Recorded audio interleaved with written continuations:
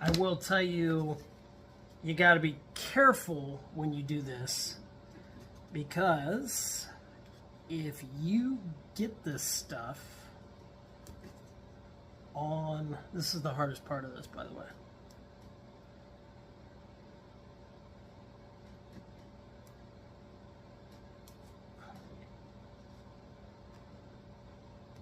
It's like peeling a sticker back, except not as easy.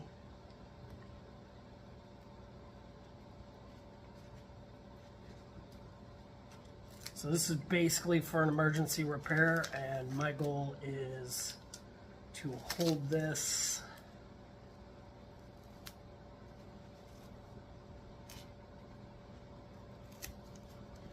is how you're going to use this, right? And get it on there flat.